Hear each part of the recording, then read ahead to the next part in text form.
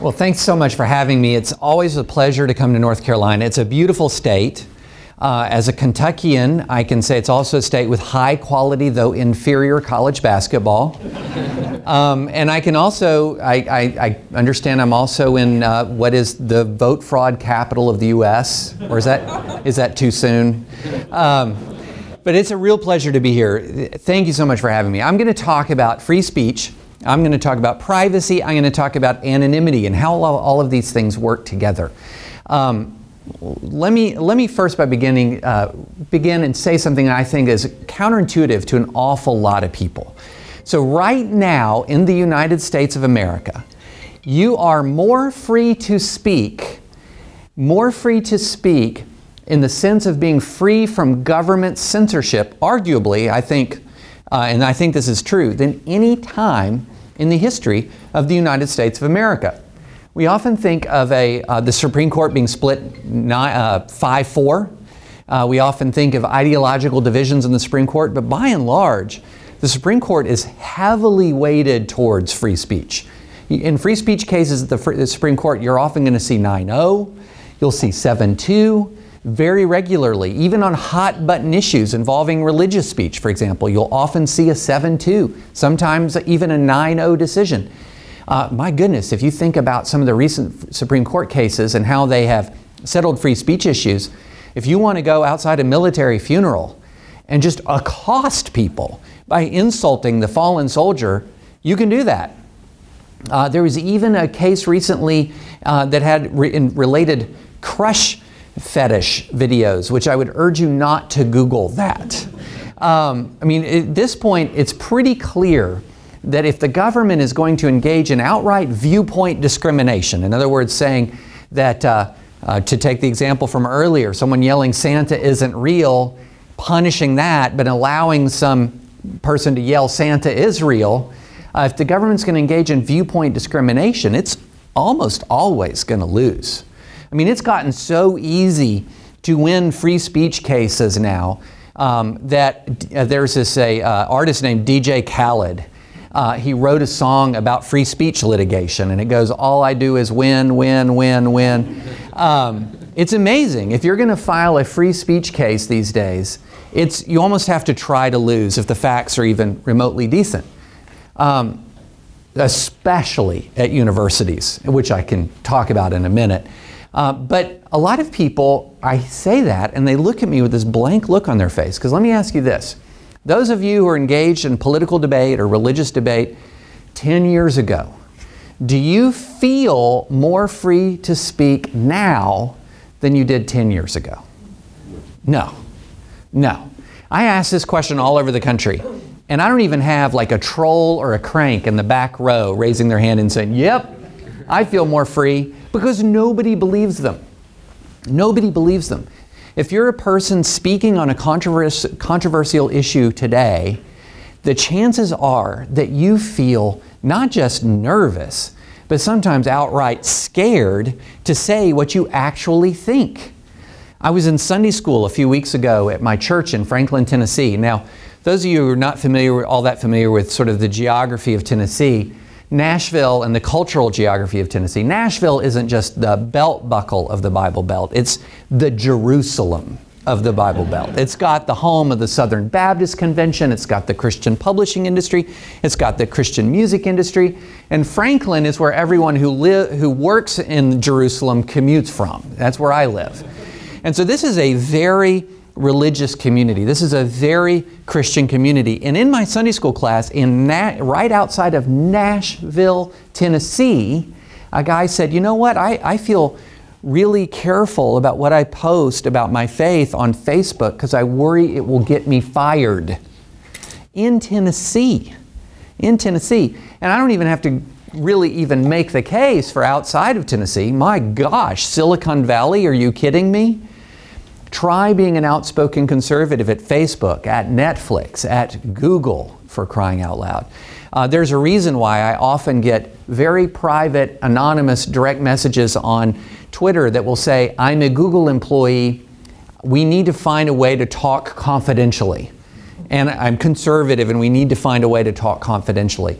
I have had circumstances where university professors enjoying the full protections of constitutional law, will nonetheless call me and speak in a whisper, and every week there's a new example. I mean, it's gotten to the point when I go to speak to a place, I don't even have to worry about having a new example of how intolerant we are in this country. So we have two examples this week.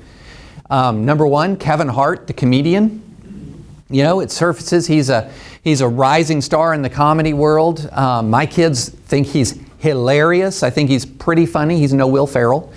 But he's a very funny guy. He's a rising star in the comedy world. He's going to host the Oscars. The Oscars have been under pressure to diversify. I mean, remember a couple of years ago there was an Oscar so white hashtag. Well, Kevin Hart is a rising star African-American comedian, and it turns out he had a couple of insensitive tweets years ago. Not yesterday, years ago. And I don't think it was within 24 hours, it might have been within 24 seconds, he wasn't hosting the Oscars anymore. He was out. We had a phenomenal football player win the Heisman, Kyler Murray, on Saturday. An amazing football player.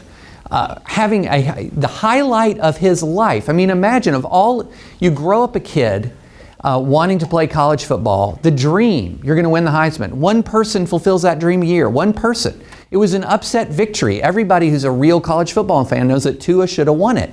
But I'm happy for him. I mean, it was an upset win. It was an upset victory. It was a phenomenal moment. So what does somebody do at USA Today? They think, here's what I'm going to do to this kid who's enjoying the greatest day of his life. I'm going to ruin it by going and searching all his tweet history from when he was 14 years old.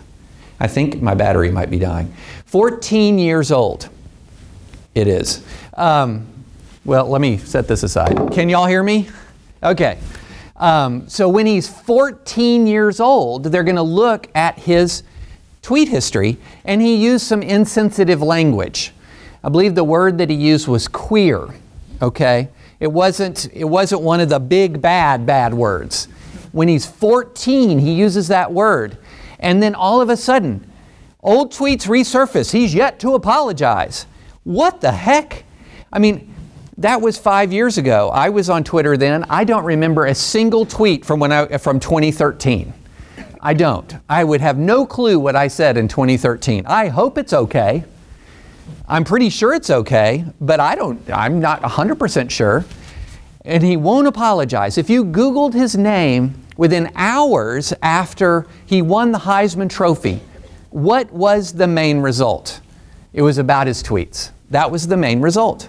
That's absurd. That's absurd.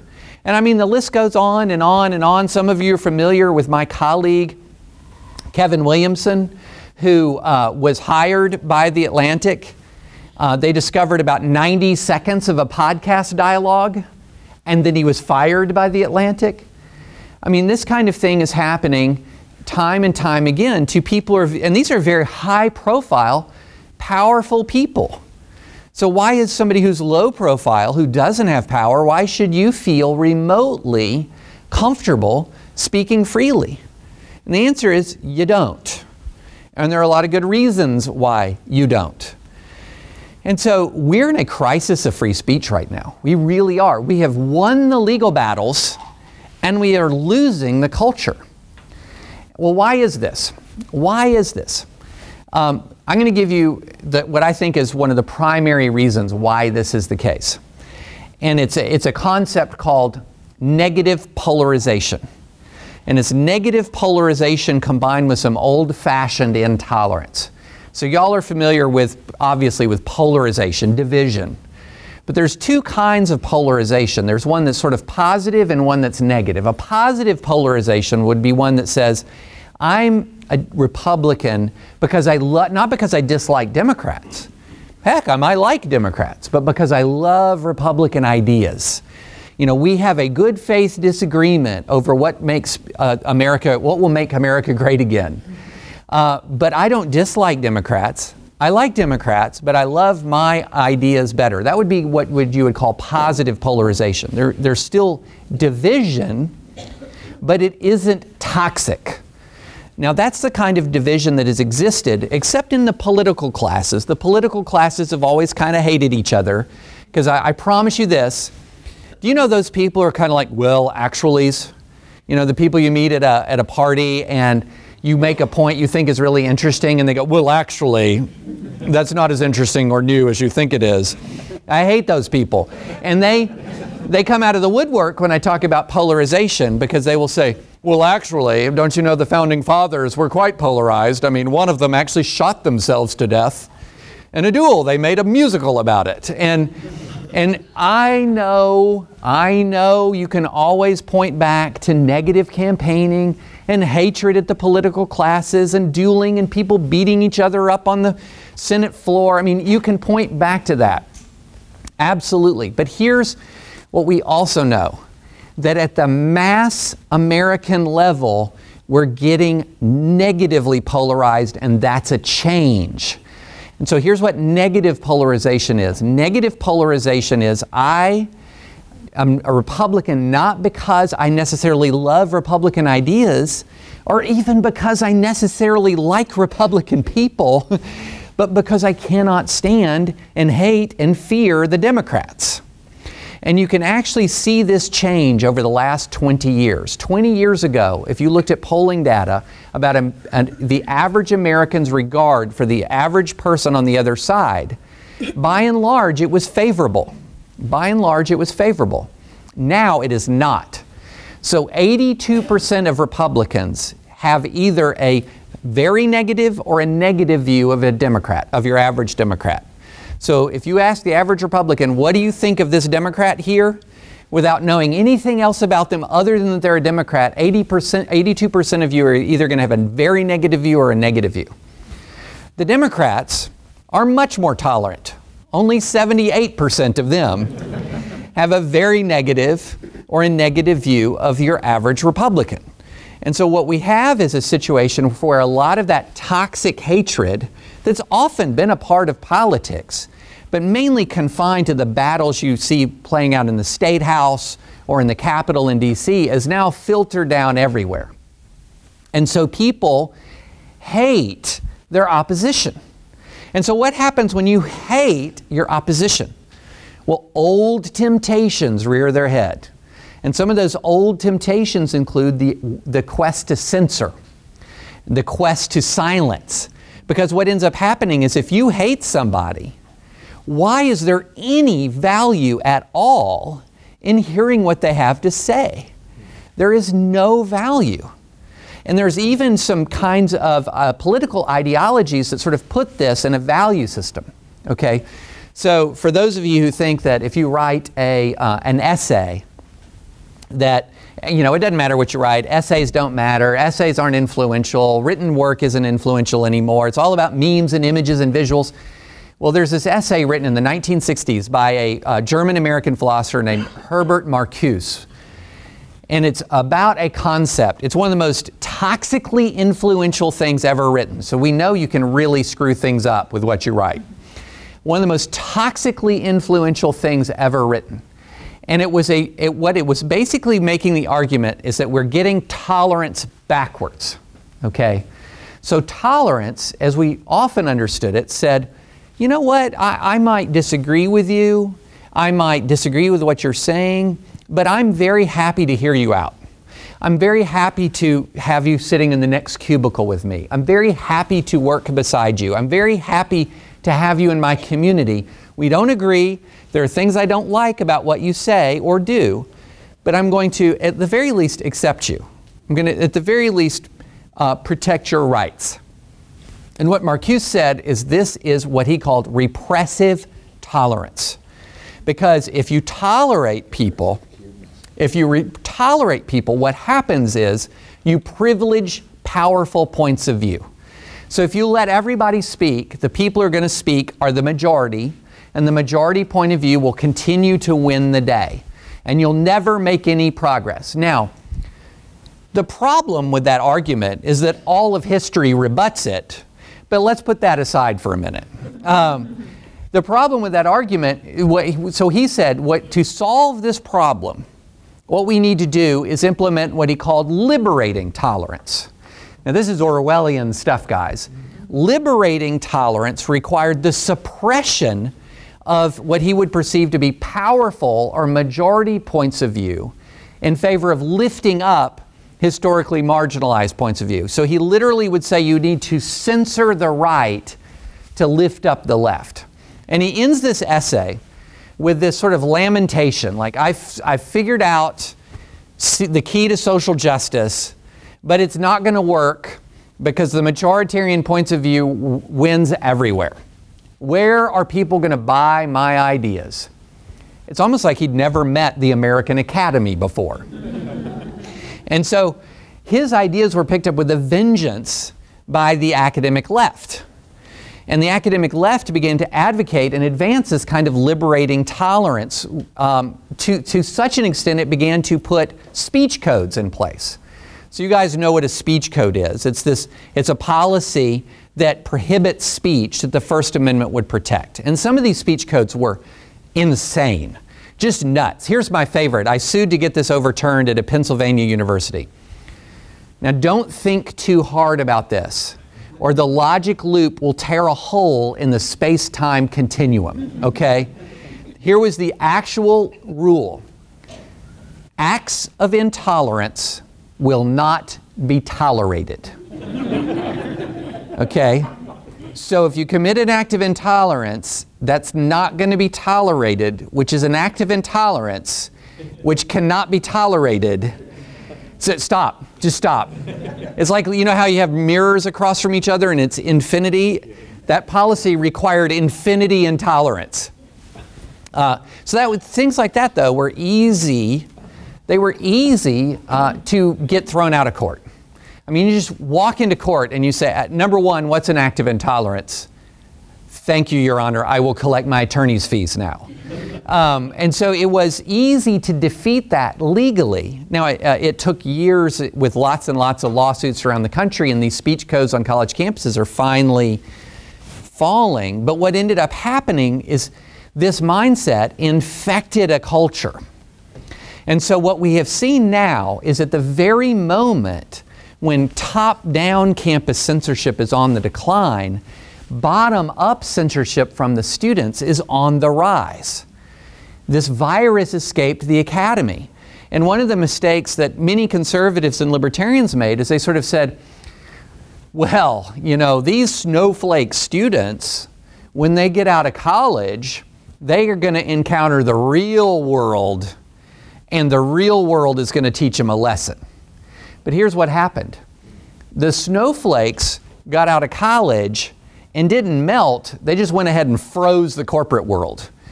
They went ahead, they encountered the real world and changed it. And they're changing it still.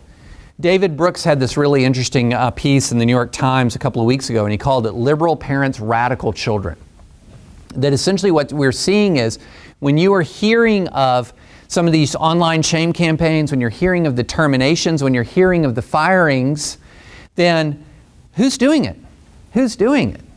It tends to not be the bosses. So if you notice the life cycle of a lot of things, you will see the bosses sort of initially hire a person or initially stand by a person, and then about 24 to 36 hours later, they cave. And you think, what happened? Sometimes it's the Twitter mob, but most times it's the internal mob. It's all those younger workers that people my age were saying, oh, they're going to encounter the real world.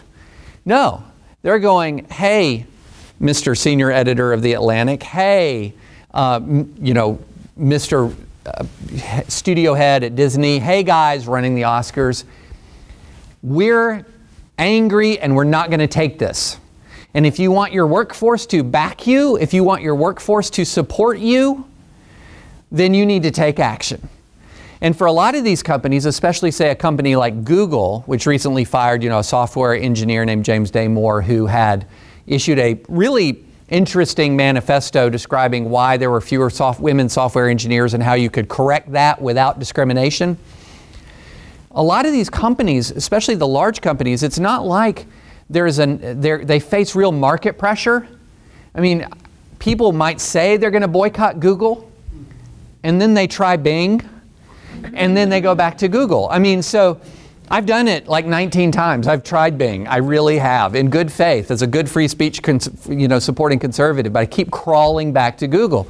So what is their pressure? Their pressure is internal. It's they got to have their employees. And if you look at the profile of their employees, they are overwhelmingly on one side of the spectrum. How overwhelming? This overwhelming. So they had no room for James Damore, a guy who in good faith tried to deal with a diversity issue that the company was trying to get its employees to think about. No room for him.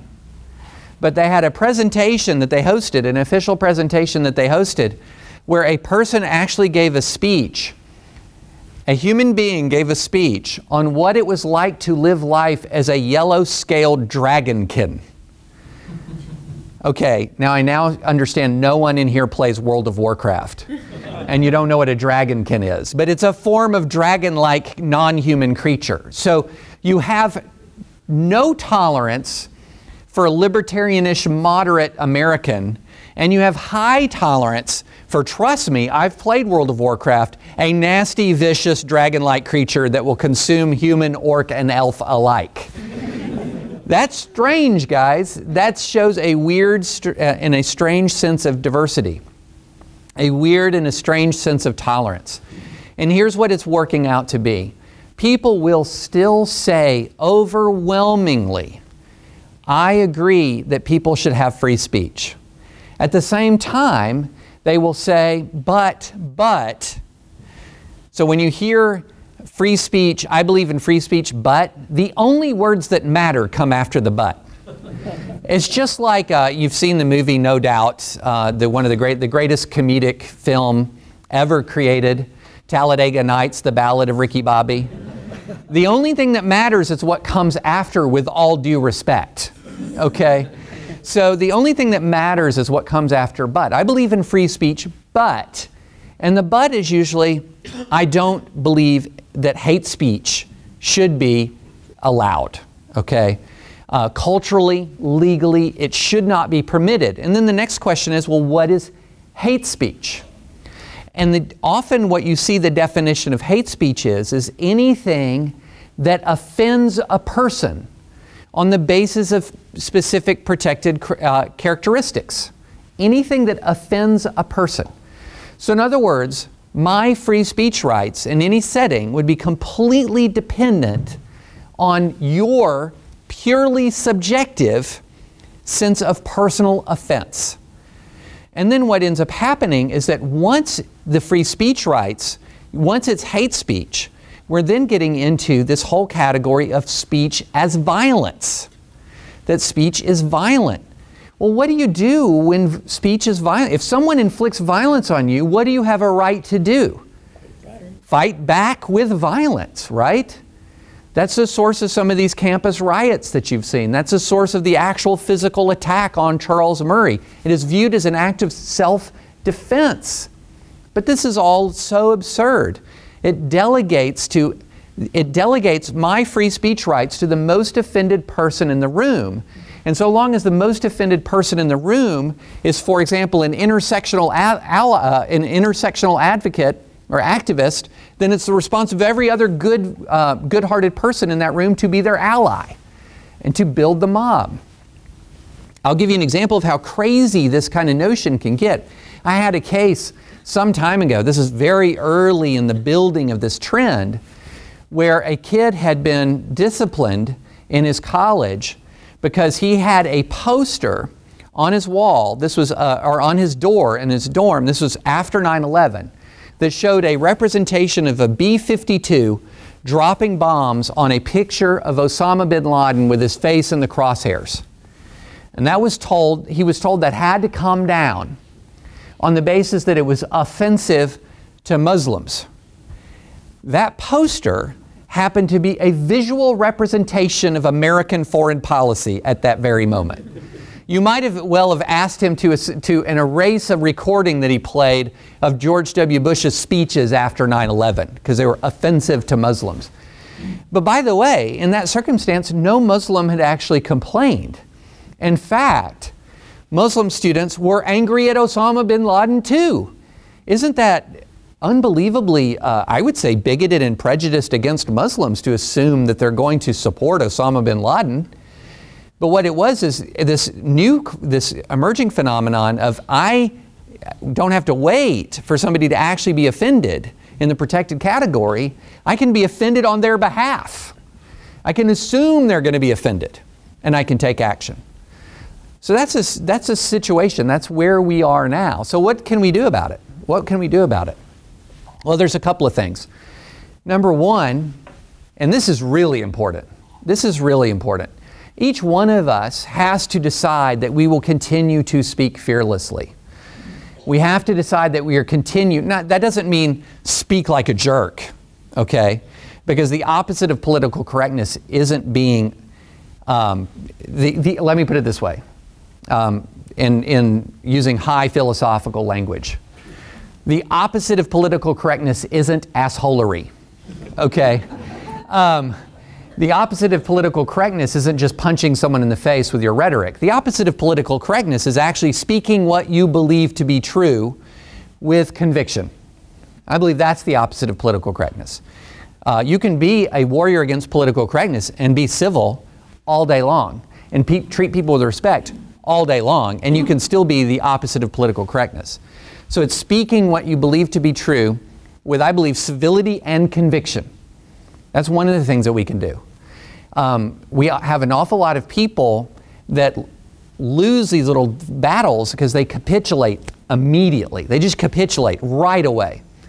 The other thing you can do is support the rights of others to speak. Here's what we often do. Here's the mistake we often make. We often wait until somebody that we agree with is censored. And then we're up in arms about free speech. When we wait and we sit on the sidelines, we may say, you know, I think it's ridiculous that Kevin Hart's being, voted off the island, so to speak, but I didn't like his tweets. His tweets were not good tweets. So I'm going to kind of stay on the sidelines. And what ends up happening is that makes free speech defense completely partisan, because everyone waits until their ox is gored and then they'll speak up. One of the things I like to think of is the legal corollary to the golden rule. Fight for the rights of others that you would like to exercise yourself. I think that that is a solid way of approaching the marketplace of ideas. And oh, by the way, it's a way through negative polarization. Because here's one thing that happens when you stand up for the rights of someone else, even if you don't agree with them. You actually form a bond with them. You actually begin to sometimes even have a relationship with them. You actually begin to understand them better and they understand you better. When I was at FIRE, one thing that was great about FIRE is we protected, if someone's free speech or due process or religious liberty rights were violated, we were with them 120%. It didn't matter if they were Federalist Society, it didn't matter if they were PETA, it didn't matter if they were a conservative professor or a radical leftist professor. We were with them with equal vigor. And what ended up happening? What ended up happening for me is I got to know an awful lot of people on the other side of the spectrum that I would have never known and probably not really liked. But I got to know them as human beings. And we formed a bond. Didn't mean I became a leftist, but it did mean that I began to understand opposing points of view and respect people for their humanity and not just their ideology. So that's one thing that we can do. But there's more that we can do. There's actually law can help. And some of that includes protecting anonymity, protecting privacy. Okay, some of you are thinking, wait a minute, I came to a free speech conversation and a donor privacy talk broke out. What are you talking about here? Wake me when that part's over. But this is so important. This is so important. What is it that helps protect free speech in an atmosphere of intimidation, an atmosphere of shaming, an atmosphere of reprisals? It's as old as the American Republic. It's anonymity. Protecting anonymity is vital to protecting the marketplace of ideas, especially when the marketplace of ideas is under attack. I mean, this goes back to anonymous pamphleteering in the Revolution. This goes back to, I don't know, those really obscure documents known as the Federalist Papers. This goes back to the Civil Rights Movement. When you talk about what, I would urge you guys, because I look out in the audience and I see it as an audience of my tribe, which is complete legal nerds. mixed probably with some bonus nerdery in other areas as well. But if you're, to the extent you're legal nerds in here, go back and read NAACP versus Alabama, for example. And when you read that case, this case, for those of you who don't remember, this involved the state of Alabama's efforts in the 1950s to force, as a condition of doing business in the state, to force the NAACP to out its agents and affiliates. Well, you don't have to be a historian to know that outing someone as an agent or affiliate or employee, etc., of the NAACP in Alabama in the 1950s was very dangerous for those people. And here's what's interesting. The court lists all of the reprisals that are taking place in Alabama against NAACP agents and affiliates. Lists them all. And I read the list, and you can read the list, and you'll say, all of that is happening now. Not to the same extent. So nobody come out there and say, David French just said that 1954 Alabama and 2018 America are exactly the same. No. There is a difference of extent and proportion and likelihood of offense and likelihood of action, but the actual actions themselves are happening all the time. I mean, look, I am like a niche conservative commentator. I'm not on TV a lot. I mean, I'm on TV some, but I have a face made for radio. I have a voice made for silent film, which is why it's great for me to write. Like I was talking to a New York Times reporter, and she was doing a profile of Ben Shapiro. And Ben is just a rock star these days. And she said, you know, it's interesting, you have a very similar demographic audience to Ben Shapiro. And I said, yeah, except Ben is like Def Leppard at its height, and I'm like this Brooklyn folk singer where people pass around my cassettes back in the day. But since 2013, and this is just me, guys, this is just me, there's been an active threat on me or members of my family every year except for 2017. And that's just me. 2013, somebody came to my house and to my kids' school looking for me. 2014, we were swatted. Do y'all know what swatting is? Swatting is when somebody calls the police pretending to be you and saying, like, I just killed my family and now I'm going to go on a killing rampage or something like that. And the cops come loaded for bear. And the goal is to try to initiate a confrontation where somebody gets hurt. It's actually resulted in a police killing of an innocent man, I believe in St. Louis recently. So somebody tried to do that to us. They didn't have our home phone number to spoof, but they made a shots fired call. But fortunately, we had warned the police ahead of time something like that might happen. Long story, but we knew it was possible. In 2015 and 2016, there were vicious and vile threats directed at me and especially my youngest daughter during the political campaign. And then earlier this year, the FBI told me that, you remember the bomber, the Trump superfan bomber who sent all those non-functioning mail bombs around the country? He had looked up my home address. So that's a fun thing. I was actually speaking to a conservative group in Silicon Valley, and I get off the podium, turn my phone on, and I have 14 text messages from my wife and 3 missed calls from the FBI. That's an exciting moment. And so that's just me. You know, that's just me. But this is the world that we're living in. And so right now you have activists, mainly on the left, but there are some Republicans who are doing it too, who are yelling, transparency, transparency, transparency. So they want to know who you gave money to, all the causes that you gave money to, transparency. But here's the deal. I love transparency for the government. For the government. I like privacy for me. And in a free society, that's the principle. It is literally transparency for the government, privacy for me.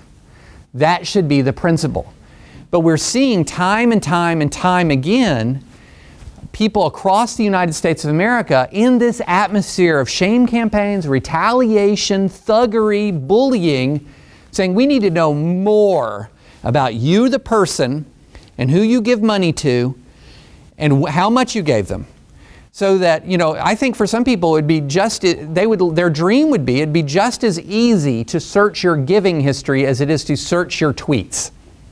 So they can see, let's say you're in the news, let's say you win a community award. You know how it's like these days, anybody who becomes sort of unexpectedly famous, you always wait for the next shoe to drop, right? Somebody's going to research their social media history and find out that they had a bad opinion on this or that, and then they're going to be reviled and hated. I mean, imagine a world in which you win an award in your community. You have a great moment, say at your kid's school, and some trolls or hostile people decide to just, hey, let me just see what this guy's all about. Finds out you gave here, finds out you gave there, and then it's on. And then it's on. That's the kind of world we live in.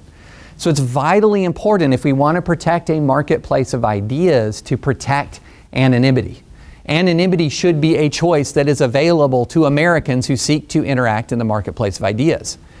And so one of the things that we often do in the free speech world is we talk about free speech as discrete elements, right? So we say, I'm going to give a talk on Masterpiece Cake Shop, this really important Supreme Court case involving the baker who refused to custom design a cake for a same-sex wedding. I'm going to talk about that. Or I'm going to talk about donor privacy, and I'm going to talk about that. Or I'm going to talk about this doctrine. And those deep dives are really important, but we have to keep in mind the whole.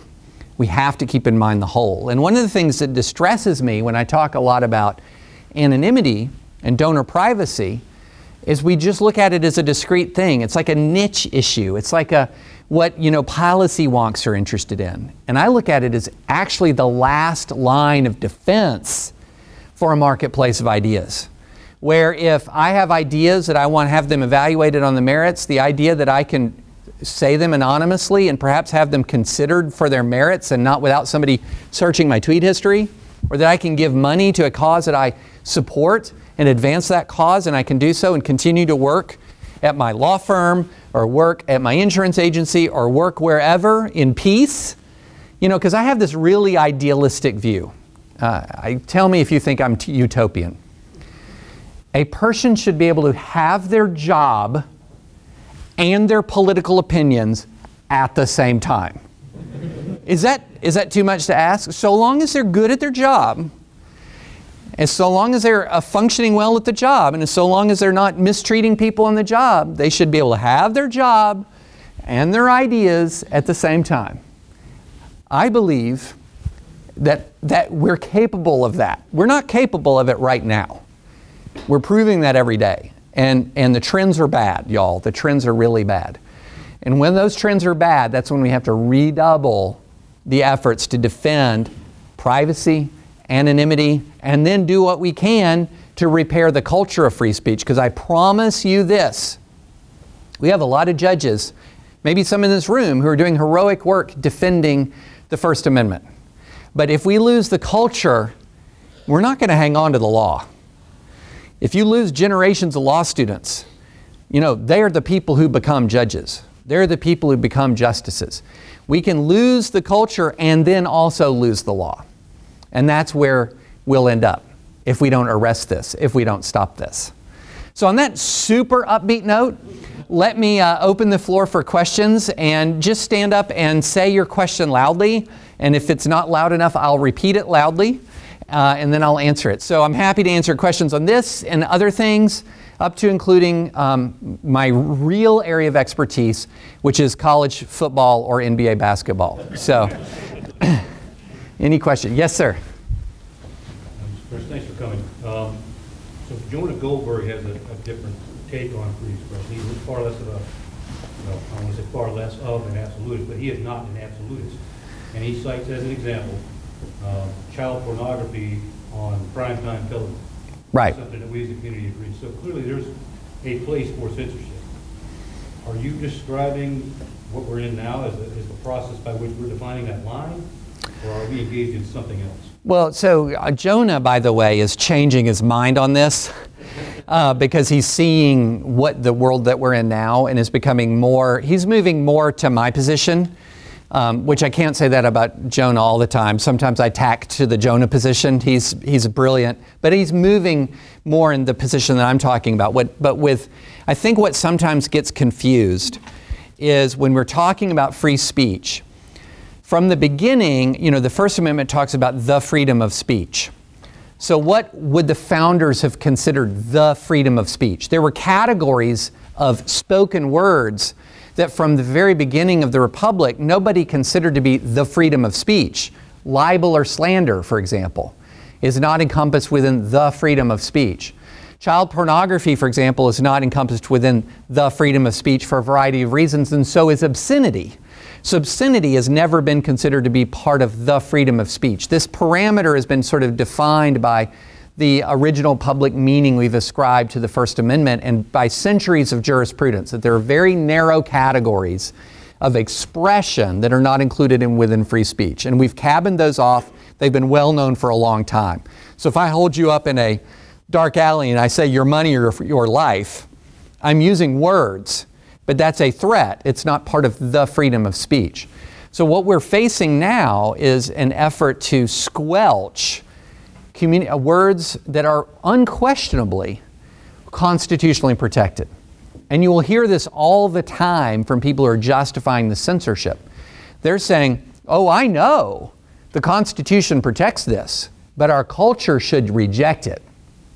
And so essentially what they're trying to do is convert the best comparison is actually to white supremacist speech, okay? So white supremacist speech is constitutionally protected. It is included within the freedom of speech. It's inflammatory political speech, but it's included within the freedom of speech, but it has been rejected properly by our culture. So that if you're a member of the Klan, you have the ability to speak free from government interference, but you do not have the right to receive cultural and social approval. But what we're seeing now is the attempt to clan or the clanning of broader categories of speech, to say that this kind of speech is the equivalent of, or if you're going to respect this speech, does that mean you'll also respect white supremacist speech or racist speech? And that's the argument you see particularly on college campuses. So, for example, I represented a group called InterVarsity Christian Fellowship. And I don't know if any of you guys are familiar with InterVarsity, but if you are familiar with InterVarsity, they're the nicest people on the planet. They were thrown off campus. The InterVarsity Multi-Ethnic Christian Fellowship was thrown off campus for violating the diversity policy at Rutgers. And their violation was that by their rule, they said only a Christian can lead the Christian fellowship. And the diversity policy prohibited discrimination on the basis of religion, okay? So they were saying that, for example, if there was a Baptist church, they would have to open their pastor search to imams. I mean, it's absurd. It's completely absurd. But when I was arguing for the freedom of association rights of InterVarsity Christian Fellowship, the very next thing I heard was, if we let them on, we have to let the Klan on. I mean, and that's common. So what you would hear, and 10, 15 years ago, I would go speak at Christian gatherings and I would say, you're going to be compared to white supremacists. And they're like, no, well, come on, scare tactics. Now everyone's like, oh yeah, that happens. So that's the comparison. The comparison that's being made is essentially the way we took this evil of racism and have sought to combat it by relentlessly disapproving of racist expressions. This is what we want to do for all expression that we disagree with that touches on a variety of categories. And so that's what's happening. Yes, sir. So with respect to fighting that intolerance, and with respect to your statement about thinking that I should be able to have my job and my political beliefs at the same time, when you throw freedom of association into that, you don't think there should be a legal remedy there, right? Right. So the great question. When you're saying I should be able to have my job and my opinions, should there be a legal remedy to that? Because that would impair the freedom of association of the private employer. No. So all these people are saying we need to get the government involved in Google. No. You break up Google. I mean, for a couple of reasons. One, you're interfering with Google's freedom of association. Google, as a corporate entity, has its own free speech rights. as a practical matter, let's say you break it up into 8 mini Googles. You know how like we had the baby bells? You break it up to 8 mini Googles. This is a workforce that's 99.999% fully woke, okay? You're going to have 8 mini Googles that are 99.99% fully woke, and then competing with each other in the woke Olympics. It's not going to be better, okay? But no, I believe in the power of persuasion, okay? In the power of persuasion.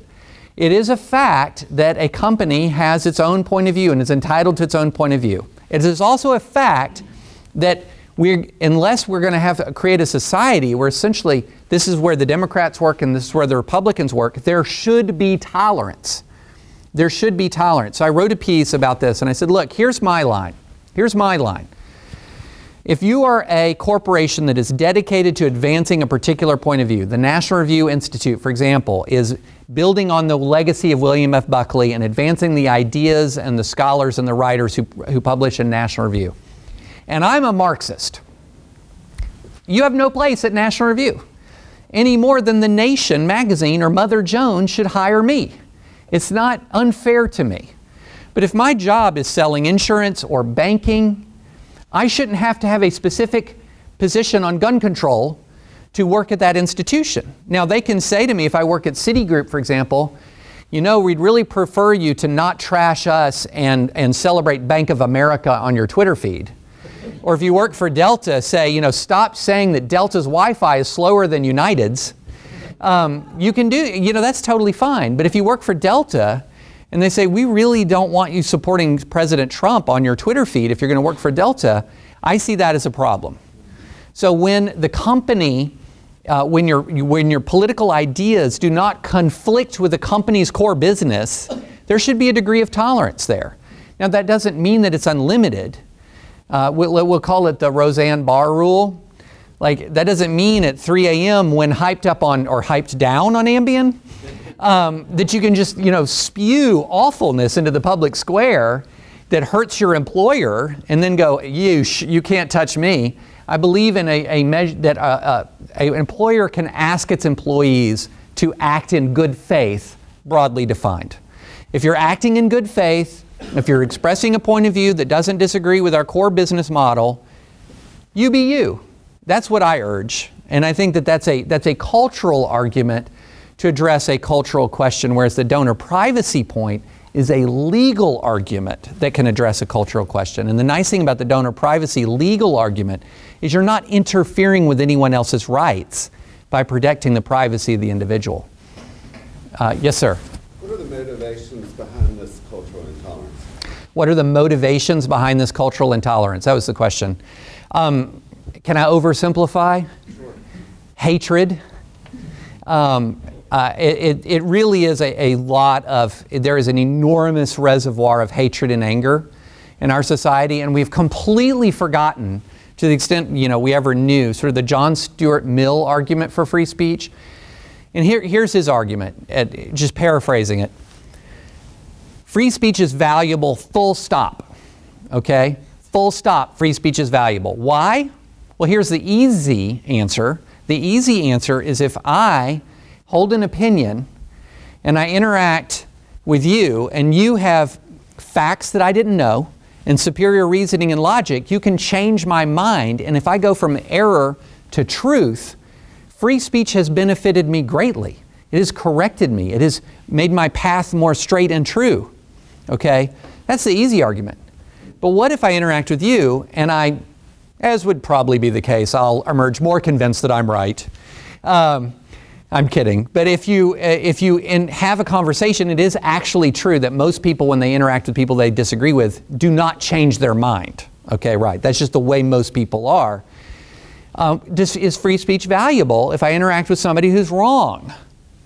Yes. Why? Because it sharpens my own thinking about my position. It sharpens my explanation of my position. It educates me as to your position. So I will emerge from that, and I promise you this. When I was in law school, I was in a distinct ideological minority. And I walked out of law school better able to articulate and with a better understanding of my point of view and changes on some things than I had when I entered in. And so free speech in that sense is a value, full stop, but it also requires a bit of a thick skin. It also requires the ability to interact with people that disagree with me and may say hurtful things. So it requires a level of strength, but it is also a benefit, full stop. And that's the argument that we've lost. The argument that we've lost is there are now many people who think if you are wrong, there is no value in hearing you. And there's only harm. Because if you're wrong and you say what you think out loud, maybe someone will be persuaded and more people will be wrong.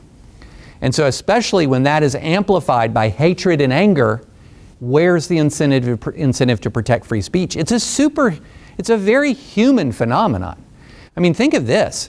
You know, the founders wrote the First Amendment and then the founding generation passed the Alien and Sedition Acts. You know, I mean, that's like a pretty fast turnabout.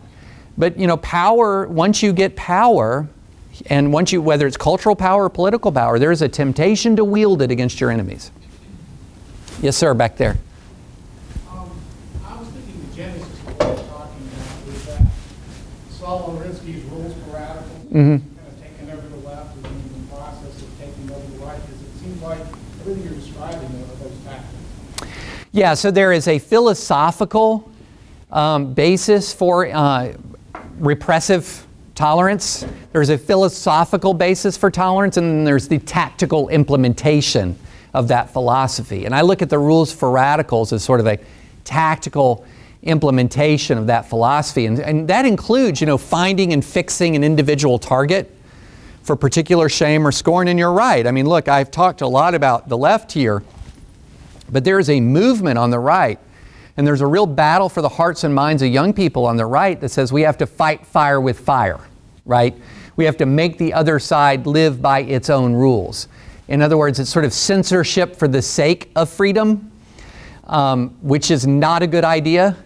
But what ends up happening often is you become a mirror image of the other side. You're employing the same same tactics for allegedly different ends, but because the ends are so elusive, you end up just being the same kind of negative force in the culture. And that's your day-to-day presence, is that same kind of negative force. And we see that all the time online. And that's why I made the point that the opposite of political correctness isn't assholery, because what ends up happening is that is wielded as a weapon to try to silence dissent in its own way, by making life so miserable for people who disagree that they'll silence themselves. And this is something that's happening on the right, and especially online. Not so much in broader communities, but in the online world, in the Twitter sewer, it is very alive and well. Yes? So I'm interested in how you reconcile the anonymity discussion from the end and speaking bravely and, you know, truthfully in public and, you know, in your employment situation.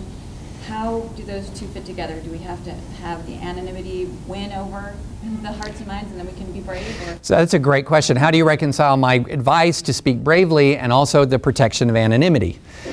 I think of the words of Jesus, be wise as a serpent and harmless as a dove. You have to have a proper reading of your situation. And there are people I know who write anonymously online who have legit fear for their personal safety. Or they have a really legitimate fear that if they speak out, not only will they lose their job, but no one will come to their aid. In other words, if they speak, that's just it for them. They're going to lose their career. They may face physical threats. In that circumstance, yes, absolutely. You know, absolutely. When I talk about bravery, I don't talk about foolish courage, not foolish bravery.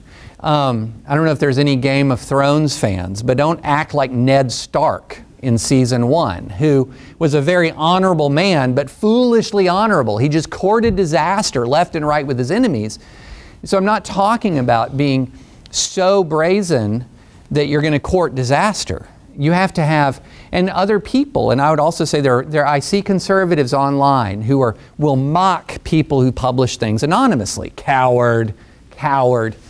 You don't know the reasons why they do that. You don't know. If you knew, you might, and in fact, you probably would agree with the decision. So when I see someone online, I may not like that I don't know who it is sometimes, but I'm not going to go say they're cowards. I'm not going to say that they need to come out from the shadows. I mean, look, I referenced the giving patterns at Netflix and all of these other companies. We're talking about companies where 99+% of their political donations went to left and not to right. These are people who might feel extraordinarily isolated, and I want to protect their right to anonymity. Those of us who may believe that what we're facing at maximum are days of discomfort, personal discomfort, maybe arguments that we wouldn't otherwise want to have. I would, in that circumstance, I say, look, we got to have the argument. We got to endure the discomfort. But if it's, you can't make the mortgage payment, or your wife or kids may face a threat, look, be anonymous, and I will protect that as much as I can. And we should leave that choice to the individual. I'm not the person empowered or able to judge when that's appropriate and not appropriate. So that's a great question. I'm glad you asked that. I think we have time for like maybe one more. Yes, sir. I'm wondering, I'm a medical person and I'm in this big legal room here. Welcome, interloper. Could you folks supply us with one more weapon in our armamentarium? The example you used of the gentleman, the engineer who was going to lose his job, couldn't he sue? I think Google it was. And if people keep doing that, would that stop them from, tolerating this kind of nonsense and increase our freedom of speech? He did sue. Yeah, he sued. Now I'm mixed on this because the law protects a person from race discrimination, sex discrimination, etc. And there's some limited protections that the state of California offers for political discrimination, but I'm very leery of that because that really, really intrudes on a private corporation's ability to shape its own message. So I do not approve of a state enacting a law that says that a private institution cannot discriminate on the basis of politics. He made, I believe, it's been a few weeks since I read the complaint. I believe he also made a race discrimination argument because Google had an awful lot of seminars and programs that were specifically racially channeled against whiteness. So you had a lot of argument in Google against whiteness. And if you reversed, this is a complicated issue and it's not exactly equivalent, but if you reversed it, that would be prima facie evidence of race discrimination if you reversed the focus of some of those seminars. So there's also a racial element to that as well. But yeah, he has sued. But the thing is, Google has immense resources, just immense resources. And, they can lose 200 of those lawsuits and it won't put a dent in them. But a cultural shift amongst their employees will win the day. And so one of the things, I'll just close with this, absolutely key to draw a line in the sand that you will not permit the government to force transparency on the citizens, especially as governments increasingly are trying to create a zone of privacy around their actions. You will not allow the government to force transparency in private citizens. But also, what you're going to do, in addition to the standing up, the courage that's required, is you're going to, with your public voice, you're going to support the rights of others that you would want to exercise yourself, and also you're not going to overemphasize politics as the be-all and end-all in this country. I used to speak to a bunch of, and I still do, I spoke to law students from coast to coast. And I would ask them, this is in the days when I was in public interest law and I was doing free speech litigation all across the country. I had a super cool job, not as cool as the one I have now, but it was super cool, more fun than a lawyer's permitted to have. And I would ask them, how many of you want to do what I do? And every hand would go up. Every hand would say they want to be in public interest law or politics or something like that. And I would say, okay, wait. Not only do I not need the competition, but let me ask you a question. Who's more powerful in the United States of America? Is it your average senator or congressman, which would be the pinnacle, of what, that's the big leads of politics. Is it your average senator or congressman, or is it the general counsel at Facebook? That's an easy answer, guys. General counsel at Facebook. We need talented, smart, conservative young people to realize that their highest and best use is not always in the political realm. We need people in these elite Silicon Valley institutions. We need people in the elite academy changing the culture from the ground up, because the way to bat a cultural problem is with cultural change. And with that, thank you for bearing with me for no microphone, but I appreciate it.